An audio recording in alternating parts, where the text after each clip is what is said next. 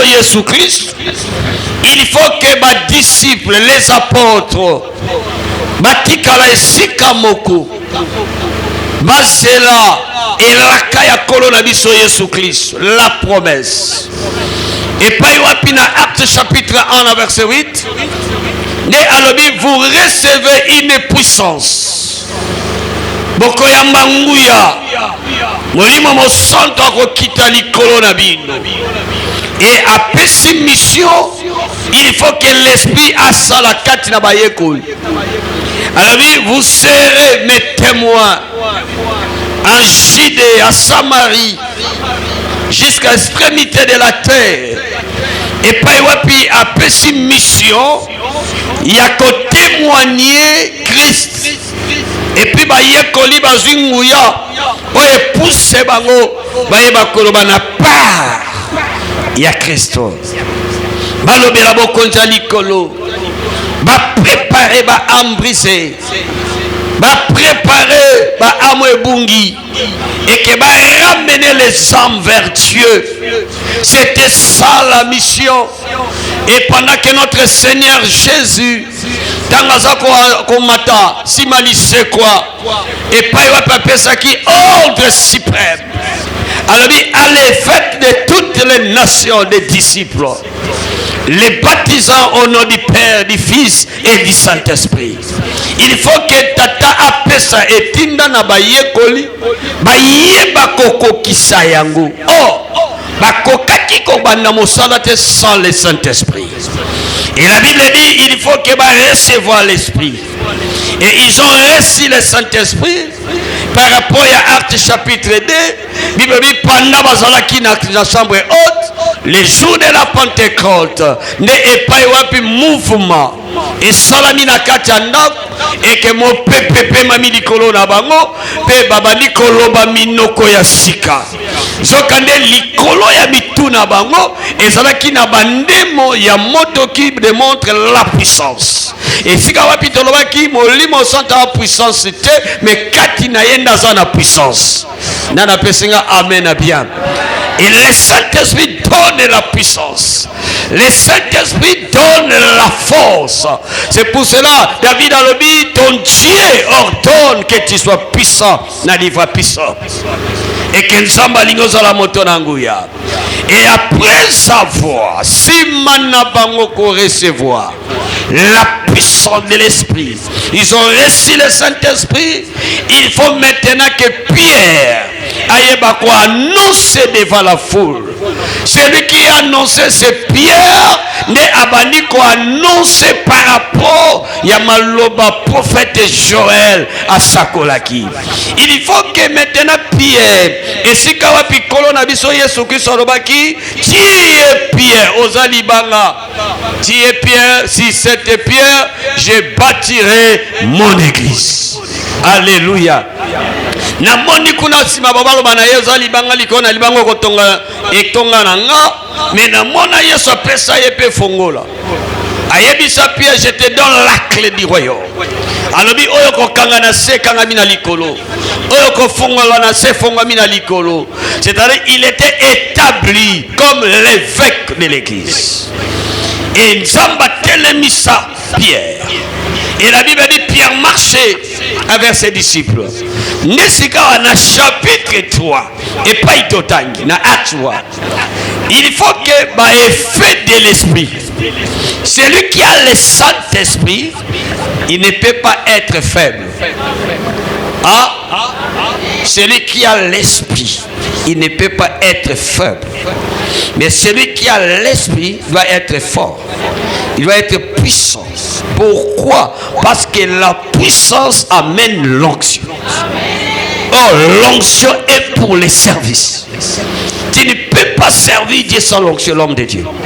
Si tu n'as pas l'onction, l'œuvre sera faible. Mais l'onction nous aide pour les services. Il faut pas quoi ça pour la salle bien. C'est pas quoi ça te m'a bien. Alors Pierre a reçu l'onction. Quand il a reçu l'esprit de Dieu, il faut que Babi Mabangomi parle na Jean.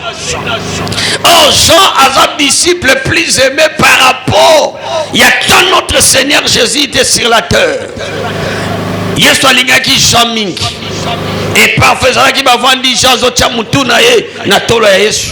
Parce qu'il aimait aussi le Seigneur. Na moni bibe ke kolobananga. Mais mukolongo il fallait pas payer sa autorité na moto yo. Yesu azali kolinga mingi. Mais na mona ba pesa ngwe pa ina Pierre. Alléluia. Alléluia. Et Pierre n'a Jean n'est pas eu penser. Maintenant, tu es dans le temple. Il faut que tu es dans l'église. Parce que ça, c'est le somme. Et là, tu peux malade avec pas quoi. L'onction qui était sur eux. Ma faute est à qui est là-bas. Ne tambo bazo kende. Na temple. Bible dit zokande na temple yango. Na porto babengi label. Ezalaki na mokakatani moko abotama mokakatani. Aïe aïe aïe aïe aïe. Namoni Pierre asala makambo Yesu asala. Par rapport à miracle. Yesu abikisa moto moko avec la botama avec. À mon raté Yesu abikisa. Mais namoni pe Pierre na temple. Bazalaka na Jean. Et quand il se présente devant la temple, namoni mokakatani Bible dit abotama mokakatani. Bazwakaye batombolakaye baye ba déposer devant pembe na porte. Objectif est ça moto nyonso azokota na kata temple akabele mbongo. Parce que quelque part mokakatani oyo pe akomaki esalelo ya libota na ye. Libota bazo profiter na nzela ya faiblesse na ye ya corps pour que bazwaka pe misolo et permettre ba vivre. Mais mon colango Pierre n'a j'entends bazo kota. Et la Bible dit mokakatana tala lobi bateau yo. Lolenge bateau baza ngana ondi makena rozombonga bien. Alléluia. Ce que j'ai aimé, la Bible dit il a regardé Pierre et Jean et il a demandé. Quand il a demandé, Pierre et Jean va fixer aussi regard batalier. Namoni maintenant Pierre, lokola aîné, la personne qui a la clé, la personne qui a reçu l'autorité ecclésiastique, et à tellement pas yebisa aussi la veille. A yebisi mokakata. Alors regardez-nous. Et la Bible dit mokakatani atali bango nabokebi. Il a regardé attentivement. C'est-à-dire il y a une différence entre regarder et bien regarder. Est-ce que tu as compris ça? Nakotala na beti kara, mais ça dans l'état les mususu motatali peda pour tala. Hein? Et bien sûr que les hommes pas bala mibal. Les hommes qui fait ça. Les hommes qui fait ça. Bala mibal. Bala mibal batala kabasi bongo. So moi ça ole kabano tala ye pena kitina makolo matiti na mutuna ye. Sotal. C'est-à-dire tala ye na bokebi. Il y a une différence. Regardez et regardez attentivement. C'est-à-dire la personne qui regarde attentivement, son attention est fixée sur la chose ou sur une personne. C'est-à-dire misonaye est fandi. Donc atala ni gauche, atala ni droite, mais azotala nabokebi. Et nakati na botali wana ezo permettre ye azala na précision na makambo ota. Eh, tu as compris? C'est-à-dire étalele wana nge ezotinda ye azala na précision de ce qu'il regarde. Et la Bible dit il faut que mokakatani atali na bokebi. Et Pierre en retour atali péchant. Alléluia. Tabatala ni Jean. Et Pierre alobi na wolote. Na palata te. O ngai fona pesa yo. Mais ngana kamo na sepela na liloba Pierre alobi c'est que j'ai. Alléluia. C'est le supérieur qui bénit l'inférieur. Pierre, il peut dire ce que nous avons. Est-ce que vous comprenez? Pierre a dit que oyo tozanango to peso. Mais la moni Pierre a lobi te que oyo tozanango. Mais Pierre a lobi oyo nazanango. Pourquoi Pierre a lobi oyo nazanango? Parce qu'il avait reçu la clé. Tu as compris? C'est lui qui a reçu la clé, c'est Pierre. C'est Pierre qui est Pierre. Et si cette pierre, je bâtirai mon église. Ils ont parlé à Pierre.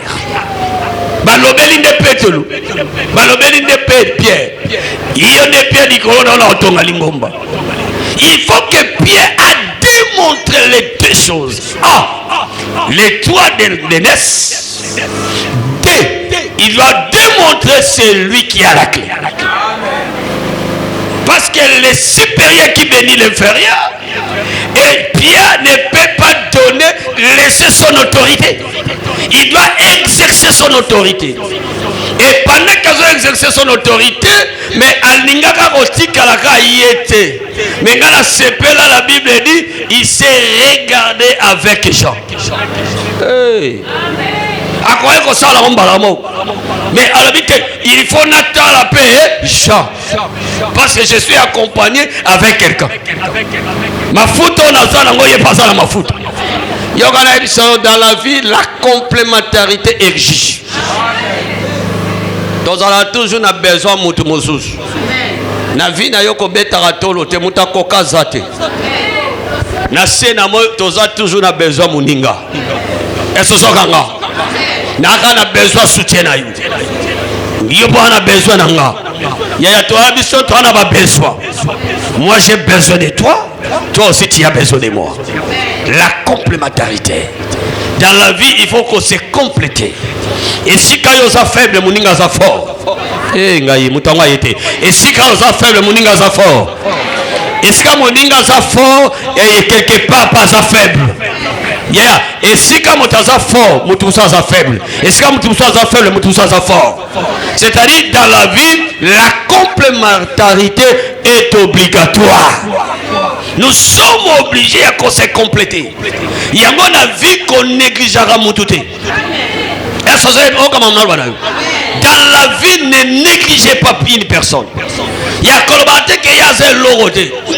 Comme mes gars Robin Sani le bana te pas na munorayo. Il y a colbaté à zé loroté. Okosi. Akosi prendre yo. Alléluia. Oye bibi belobi azwaka moto na sa tombo la kali. Moto ya zwaka na se zantsam. Moto ya tombo la ke zantsam. Mais na mo pensamba ngalobi azwaka pe mutu Nicolas kitisi na se. Yango na moni mokanda na Romain chapitre 5. Na moni na Romain kuna Bible lui moto aza kolia amikumisa te. Moto pe azangi kolia ayoka likunia te pona moto aza kolia.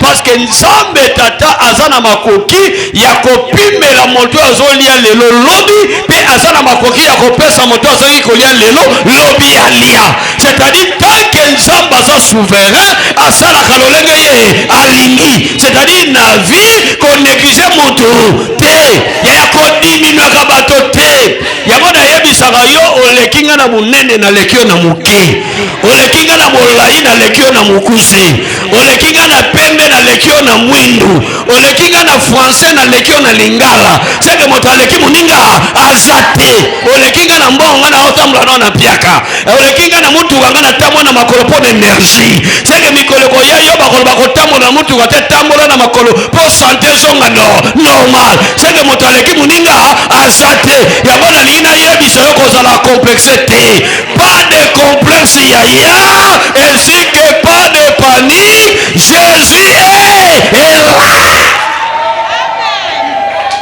Pas de panique, Jésus est là. Kozala complexité yaya mutaleka yo na mukila zate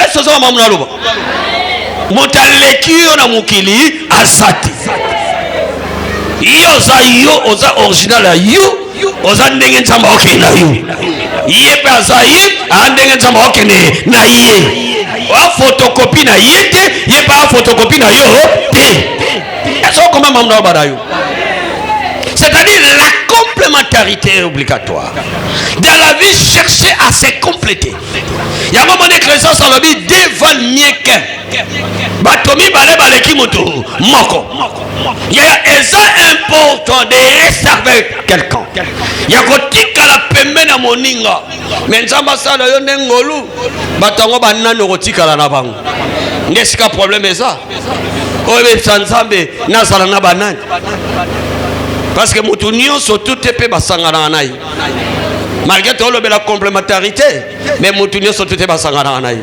nzamba pesa yo bata malamu o ba kosala pembeni na yo o tanga basa pembeni ozo se compléter bato ba memelo makanisa malamu bato nyonso ya kaka pembeni no pona kotonga nzamba longola ba pembeni na yo yedi solo musu ezala te soka yeka ba bani kotonga bakomba bato ya zaka champion robeta maso jamais yela otali kanisi ya développement ayela otamso ni kanisi no zana sando moi système ikolobe ba tanga soma kama mbongo te pona ba église pe ba miyibi ba komokota ba komolandela ba toute une église ba tanga makama mbongo ezati ozala moi système na yo mo eloko na loboko mosusu akopeso makanisa bi moni soto ke place ko to somi to teki to zombo mutamalamu yewa est-ce que kanga mutamalamu oya yaka kuluka développement ya vie na yo n'aimez pas la personne yo sepela moto ayaka ko yebisa yo batonga ki yo ozo tourner ba question 5 fois bandela na zaki neni te wana la distraction yebisa mningo na distraction wana ya distraction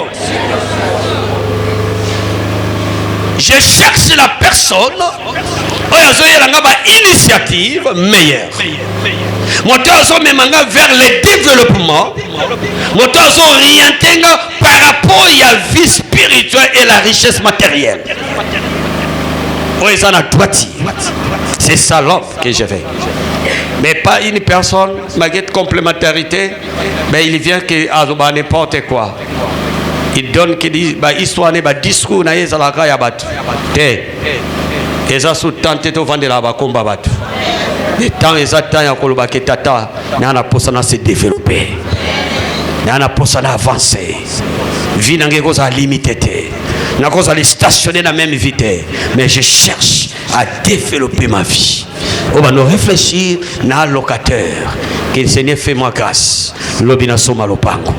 Comment je peux acheter une parcelle na musala et quand je travaille na musala na sala tata sunganga na bana ko bomba kata sansa. Alléluia. Alléluia. Yo kana edisa yo vrai secret ya développement et za économie. Atanga ko na hote yango mona za économiste te. Mais na komi mikolo économiste. Na benza me fo sunga ngai na koma maboko makasi na kabarate. Mazaki ba économiste ba kabarate. Na chaki ba économiste ba kabarate. Baza maboko makasi. Ya bomba kaka. Omona ndimi alikuwa na likabu. Yeti. Dia kwa na likabu bomba 3000. Ozo lia ya yo. Ozo bombo zo bombela batu mususu. Oyeba ngo.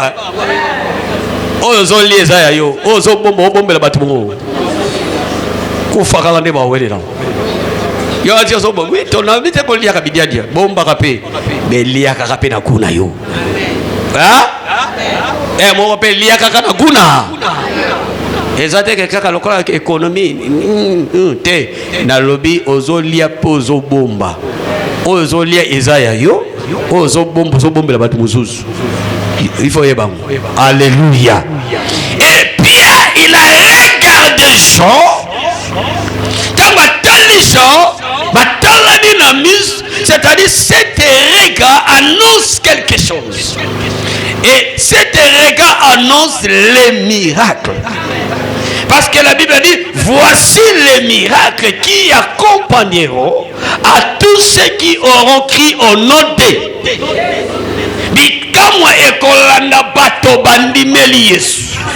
Il faut que Pierre batala. Et les gars, il y a Pierre, Jean, c'est une connexion spirituelle. Tu es obligé de se connecter avec des personnes spirituelles. Il faut oser la connecter na bata molimo. So oser connecter na mota molimo yo po okoma molimo. Adage moko lobi l'appétit vient en mangeant. Adage moko lobi elenga kolia e yaka na kumeka na kolia. C'est-à-dire attends olia kambika te. Mais so ba meki so soupa mbiko ko moi bien na mbebo oliango. Bongo te. Tu dois être connecté avec des hommes spirituels. Il y a une personne qui se connecter. D'abord, tu dois connecter avec des hommes spirituels. C'est connecter avec l'homme de prière. Si on m'a sambe la ramingi ya commissaire muninga. Na personne ma kambo erosunga yo. Ya so muta banga ranzambe commissaire muninga. Parce que heureusement semence ya robanga nzambe. Ya so moni moto asal l'homme de foi. Ya se connecter avec lui parce que heureusement na kondima. Et so yi motaza asalaka kangama na mutu asalaka. Osezo kanga. Ya moto ya débris ya kangama na moto ya atekaka. Ala kisone bateka po yebo bandokoteka lobo zanga differente. Mais na pekisho batu ko kangana na batu te batu ne kobo. Ko mega ko kangana ete. Moto ya sambela mingi te lingalo sambo te ko komise muninga te. Moto ya kabakate ya ko komise muninga te. Asa moto ko kangana ete. Moto ya sala kate avandela kaka dam na sanfete. Moto ano ko koma muninga na ete. Moto nyuso asala ke loko te ko komise muninga te. Esa na teyo. Esa na teyo moto moko. Il faut se connecter avec des personnes au baro memelo implice la vie. Na kangani na moto ko memelanga moko na bomo inanga. Si kati na yo na mone lorote. So kati na yo na mone memelanga lorote zati na teto vadara sam. Ya so yinga mamna lobi. Ezati na teto sala nini? So na mone zo simba ozo memelanga implicité zati na teto vumela to sala sam. Une relation qui ne produit rien, c'est une fausse relation. Et vous comprenez? Une relation qui ne produit rien, c'est une fausse relation. Parce que chaque relation doit produire quelque chose. Comment on a fait Facebook? On a fait sur publier, une relation qui ne produit rien, c'est une fausse relation. Il y a une fausse relation. Parce que dans la relation, il faut qu'il y ait des intérêts. Relation, ça n'a pas d'intérêt, c'est une fausse relation. Pierre Batalani, tango Batalani na miso, va se connecter, et cette connexion spirituelle nécessite miracle. Il faut que Pierre alobana mokakatani. Alobina ye, donne-moi ma main. Apesa lobo comme bal. Naebisakayo, la main droite c'est la puissance. La main droite c'est la puissance. La main droite c'est la domination. La main droite c'est l'autorité. La main droite c'est le pouvoir. La main droite c'est la distinction. La main droite transforme. La main droite intercède. La main droite protège. La main droite change la vie d'une personne. La Bible dit notre Seigneur Jésus a fani na loboko mobali ya tata azobonde la pona biso. La main droite c'est la protection. La main droite transforme. La main droite c'est la puissance. La main droite c'est la domination, distinction. C'est pour cela il faut que Pierre asimba na loboko à gauche, mais il faut asimba na loboko à mobali. Oh, je dis à quelqu'un ce matin, je soulève ma main droite. Na lobeli motomo na tongo lelo, na tomboli sikala loboko na ngai ya mobali. Aya yakane na tomboli loboko na ngai ya mobali. Esika yo fandi wana na kiti, ya loboko na ngai simio. Aya ya loboko na ngai zo simba motomoko. Ya yakane na osimba yo. Na bandiko telemisa yo yaya. Kandenge na zo telemisa yo. Na zo sakola likolo ya moto na zo telemisa. Ke miracle bando sala malikolo ya vina yo. Aya ya na mona pied asimba na gauche te na simba na droite tanga simba na droite aloba lève-toi ana monika katanga lobi lève-toi makolo ezalaki ya kofanda makolo ezalaki ya kolemba namoni makolo yango ezwa makasi abokakatanya telema ana tongo ya lelo na telemisa moto nyonso bafandi soki balobaki na vi na yo koavanse te yo kotambola te menga nazotelemisa moto na kondima Esaïe 60 dit ceci lève-toi sois éclairé car ta lumière arrive. Je déclare au nom de Jésus pendant que naotelemisa yo naotelemisa na pole ya nzambe naotelemisa lokola moto nyonso te me naotelemisa lokola leader naotelemisa lokola moto azoresi na 2026 ayeye na basanza eza liboso na nga eya basanza ya mawa te me eza basanza ya lipamboli yango nazoloba na moto na kondima atelema na kondima atelema na makambo ya sika kaka ndenge ozolamba yango esalamela yo au nom de Jésus ayeye na telemisi oyo efandaka na telemisi oyo bakundaka na telemisi oyo babombaka analobi 2026 eza ya moto na kondima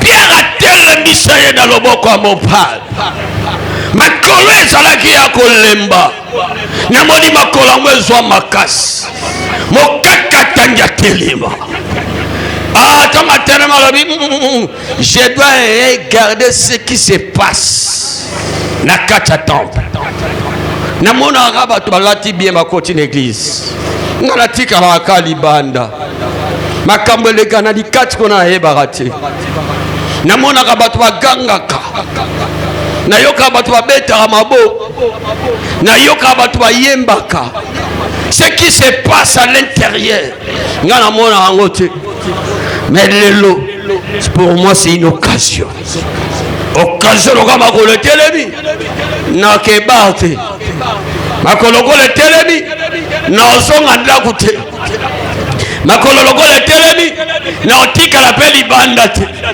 mais lokola makolo etelemi il faut nakota na temple parce que par rapport à la loi juive moto oyo aza makolo ebuka naza na droit okota na temple te ape na droit okota na palais royal te mais la personne qui a eu grâce alobi lokola leonga na telemi loi oyo ekanganga ife kweya je déclare au nom de Jésus-Christ de Nazareth loi nyonso ekanga yo ekweya au nom de Jésus nalobi loi nyonso ekanga yo na libota na yo loi nyonso ekanga yo na balabala yo fandaka loi nyonso ekanga yo na quartier yo oza ate sika otekelaka soki eza na loi moko ezokondane yo je déclare au nom de Jésus-Christ de Nazareth loi wana ekweya au nom de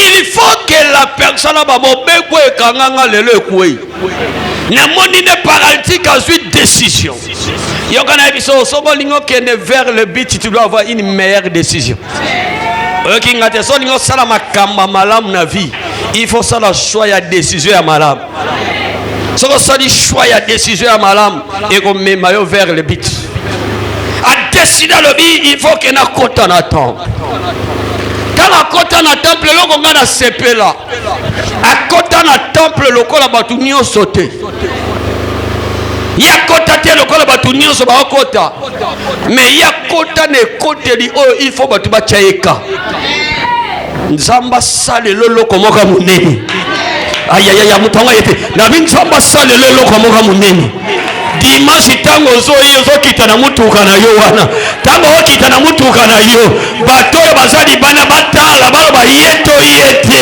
il faut que bato batia yo kayaya je déclare au nom de Jésus esalamela moto na kondima soki moto na kondima ze longo na nga aloba ngaye yo il faut nzamba salela yo likambo ekolekela meme bato tango ozokota na église eke bato mpe batyayoka baloba abongi aye monene bekitoko amona na so na église te akenda wapi o Bana yo kuno vandika batu ba obeta sujet na yo. Nzamba sala yo makama molamu eko ma sujet na minoko batu. Mutangwa yete. Nzamba sala lelo kwa malamu eko ma sujet na minoko batu. Na bandeli ko banzamba sala lelo eloko ya malamu eko ma sujet na minoko ya batu. Il faut que les parallèles boîtiers à côté na temps, mais abani kokota différent avec les autres. Azo kota d'abord na ko sauter. Alléluia. La Bible dit abano sauter. À côté na temple a sauter. Azo loba nzamba za malam. Alléluia. Asuka na ko sauter te, mais tant azo kota azo louer akumisa nzamba. Azo kumisa nzambe pona bolamu eleki ebili. Nzamba salelo makambo malamu. Bolamu nzambe bimiso na situation zanango. Nalobi nzamba bikiso na malade. Bolamu nzambe longolo na situation difficile. Sozo lekisa ba moment moko difficile, nzambe ya lola alongolo na badina na ba situation wana. Je déclare au nom de Jésus. Oh natomo il faut encore le boko na ngai ya mobile. Na osakola likolo ya bon samaritain. Na lobi bon samaritain oyo nyonso ezalaki paralysé ezonga na bomo au nom de Jésus. Aïe aïe na zolo bana moto moko okobana kokota église ndenge kota kaka te. Mais na olo bana moto na kondima lole fongwa na faveur na yo. Ya na lobi lola efongwa na faveur ya moto na olobela. Kala nena lobi lole fongwa ma nzamba salela yo oyo mokile saleli yo te. Asoki koka soki lobiko tika na tongo ya lelo nyopozo lobiko au nom de... La Bible dit les ténèbres ne régnera plus sur la terre. Ce qu'il dit, les ténèbres ne régneront plus. Et moi je déclare au nom de Jésus ce matin na longoli molili nyos po balingi ba imposer. Okinga te na lobi na longoli molili nyos balingi ba imposer. Na loba mingi vi oyo lingi te ko linga ba imposer yango te. Est-ce que mam na loba na yo ba imposer yo vi oyo lingi te. Ah? So que ça na vie moko boy oyo lingaka te bato balingi ba imposer yo ya tu dois refuser ça. Il faut oboya yango. Nana pesinga amen a bien. Nana pesinga amen a malunga. Ya on ne peut pas m'imposer la vie que je n'aime pas. Ya ko sepela la ngote.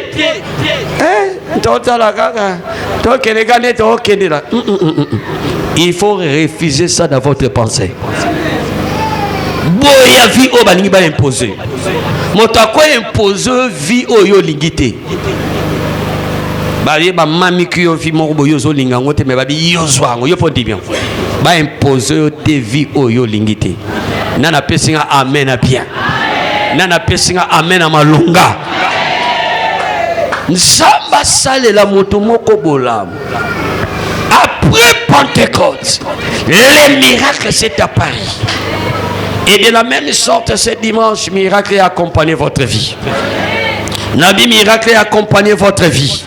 Nabi bikamwa etambola likolo na yo. Nana pesinga amen a bien. Nana pesinga amen a malunga. Nalobi bikamwa etambola na yo. Nansela na yo bikamwa elanda yo. Nansela na yo na vie na yo miracle etambola na yo. Ozo mérité que nzambe ya lola asalelo o mokile saleli yo te. Nana penga amen a bien. Nana pesinga amen a malunga. Asuki ça. La Bible dit il entra à côté na temple. Il sautait, il criait, et tout le monde fixait les regards. Maintenant, ça va fixer les regards. Et les gens commencent à s'étonner. Est-ce que ça y est? Toi, ça y est. Est-ce que y est comme ta senga bon? Est-ce que ça y est? Et arrivé une confusion côté. Na kata pensée. Il y a pas tout koloba. Est-ce qu'il y a Esaïe mutasenga bisombongo? Et les autres disaient c'est lui. Batuzo bien Esaïe, mais batuzo bien Esaïe. Mais quand il entre, à côté à sauter, il y a le biezanga. Alléluia. Parce que amoni loboko ya nzambe. Nzamba sala yongolu. Nabi nzamba sala yongolu. Na bandeli nzamba sala grâce. Omona loboko ya nzambe. Na domaine nyonso ya vie na yo. Nzamba lola asale lobola. Nzamba lola sale lobola. Et la Bible dit il est sauté. Il a fait 4 mouvements. Le premier mouvement, il faut 4 éléments. Yango lobi makambo a vie na yo élément nom de Jésus. Moto nyonso afandisa makambo na yo. Oye fanda ke finana na kilta lelo simozo bimao. Nzamba salela yo extra. Aselo makambo ekolekela bato eke makambo vini bana ko telema. Ozale stationné te. Na boyo tika le sika moko mena lingi nzamba memo na ba haute dimension. Et le deuxième mouvement, il marchait. Mouvement mibale atamboli. Atikali karaté yako telema mais atamboli. Et de la même sorte je déclare makamuno itambola. Oh, butanga yete makamuno itambola. Musala baboko no itambola. Mombongo na itambola. Projet na itambola. O réaliser ba projet ozanango. Projet na yo esuka na nzela te. Mais projet nyonso kokana et c'est réalisé. Et dans cet projet là, nous avons même deux choses. La réalisation du projet et la restauration. Nous avons même la restauration et puis nous avons accokisé le projet là yo. 2026 oyo makambo yozo luka osala sala yango moto akanga yote soki bakanga ki lopango suka na kanga lopango te mais ekoma mariage soki ezala ki projet ya voyage ndenge passeport ebimi ezwa visa je déclare au nom de Jésus et si ko kotisa ki CV na yo ba benga yo opanda mosala cela veut dire que makambo na yo ezwa makolo etambola tu ne peux pas être limité ozala limité mais yo omona loboko ya nzambe c'est pour cela na deuxième mouvement na lobi makamune tambo nazala pe photocopie mutu te ata toza mapasa mais naza original anga moko na destin za différent na yo c'est que naza na toi na mérité na zwa ona luka yango na déclarer au nom de Jésus o ezaya ko telema e bana kotambola makamune tambola olobaki nzamba za malamu il faut étambola. Et troisième mouvement, la Bible dit il commençait à sauter. Il saute. Et l'ingé colonie, troisième mouvement, quand il sautait, à se dévancer. Zama salayo makambo ko récupérer ba retard. Malgré la vie retard et zalati. Mais zama apeso biloko batu so bazwa avant yo. Yo zwango fa 3. Eh, mutanga yete, est-ce que tu as vu les pamboli? Yambanga lokola prophète, je suis ici comme prophète. Na social expo prophétique, na lobin samba sotisseur degré à bénédiction na yo. Samba sotisseur degré à bénédiction na yo. Et au batu bazwa ki avant yo zwango fa 3. Na bizwa o batu bazwa avant yo zwango fa 3. Et que Nzamba banoko memo na ba haute dimension. Otikala na dimension inférieure te. Mais Nzamba memo na dimension supérieure. Na condition na raya ba grand. Mutonga ite na condition na raya ba grand. Aïe aïe. Na condition motomoko na raya ba grand. Nzamba mema yo na haute dimension. Que l'hôpital za la fière na yo. L'obinga pe pasteur na yo na betara tolo po na yo. Talon na osepela yamba yango nom de Jésus na le bibi non son sama ser bino makamala mo ngana bana osepela so na talio na osepela présence na yo sepelisa nzambe pe esepelisa kanga esepelisa pe libota na yo esepelisa pe ba voisin pe ba sepela na yo ba camarade no pe ba no sepela pa na yo aya ya na tombo loboko na nganda kune kawuka te nalobi ndako na yo mote pelaka chaque jour yaya lipesanga te na ndako na yo mpo na moni puissant malobi na biso abongiselaka biso lipa ntango tolali na pongi oyo nzambe abongiselaka biso na pongi epesamelo mokolo nyonso onote ozo mérité yango il sautait azo sauté asali troisième mouvement il sautait bato nyonso bafixe regard tout le monde regardait baloba nani yango so akota nani yango asauté nzambe asotisa baétape à vie na yo nzambe abrûle les étapes de votre vie oh mokili bakatila yo retard mais nzambe aloba eza retard te mais il n'y a que moi qui fait. Et quatrième mouvement, il commençait à louer Dieu.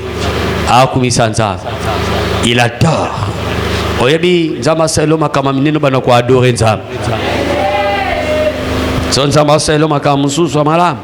Tu vas commencer à adorer Dieu. Voici les quelques principes. Quelques principes dans la vie. Si tu veux vivre les miracles. Quelques principes. Le premier principe est rester et attaché avec Dieu. Premier principe, ne te détache pas. Yaya, et Simba, je reste attaché avec Dieu. Hein? La Bible dit qui nous séparera de l'amour de Dieu. Ni na kabula bisona bolingwa nzamba batangeli bisona nzala parce que ozaba bi yango te kabula bisona nzamba. Mais toi ce que tu dois faire est rester attaché avec Dieu. Les épreuves ce sont les chemins de la maturité. Les épreuves c'est une chemin qui t'amène vers la maturité. Et puis la deuxième chose, les épreuves, une chemin qui t'amène vers l'expérience. Si tu n'as pas encore souffert, tu n'auras pas l'expérience. Sur les cas d'épreuve, vous allez expérimenter. Pour être expérimenté, il faut les canaux d'épreuve. L'épreuve, c'est une chemin qui t'amène vers l'expérience. Ce qui est moto, c'est une expérience, c'est que la moto a échoué à Mingi. L'échec est à l'objet, il est comme succès à l'élo. Et ce sont comment on a dit échec est à l'objet, il est comme un succès à l'élo. On ne peut pas parler du succès d'aujourd'hui sans les rêves. Il y a un moment où son avis à ça les rêves.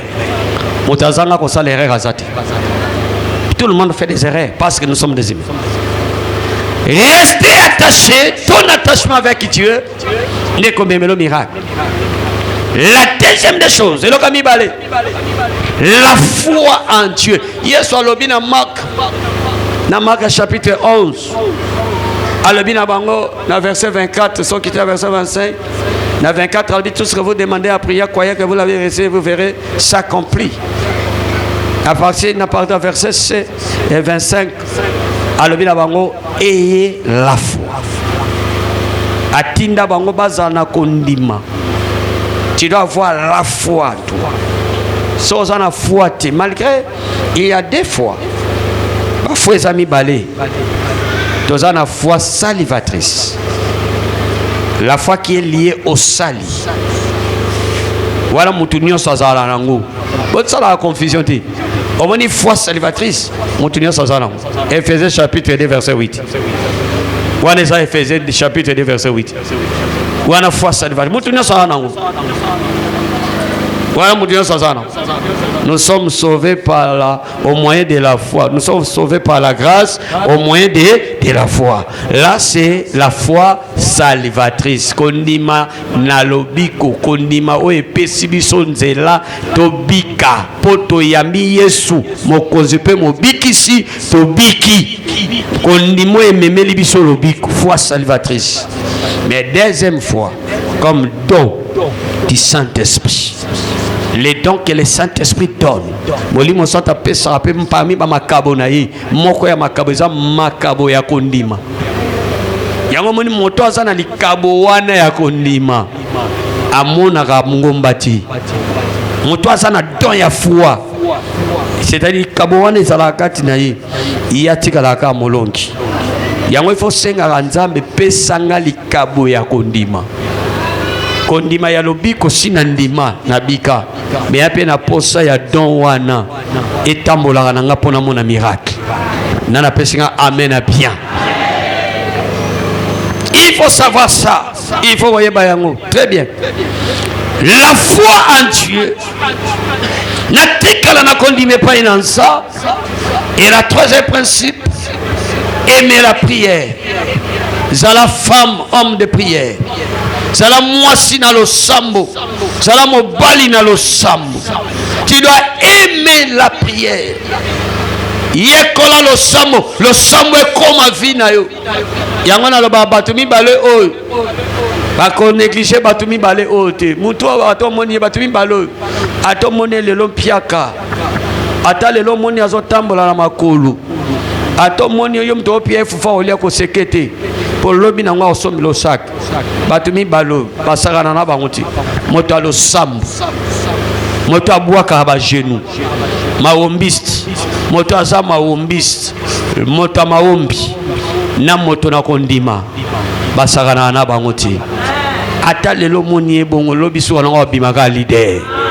L'homme de prière, l'homme de foi, ce sont des grands personnages. Au vie na bango et tikala bangote. Souka na nzamba mema bango na destinée na bango. Et aimer la prière et la foi, car les miracles vont t'accompagner. Au nom de Telamato Sambela.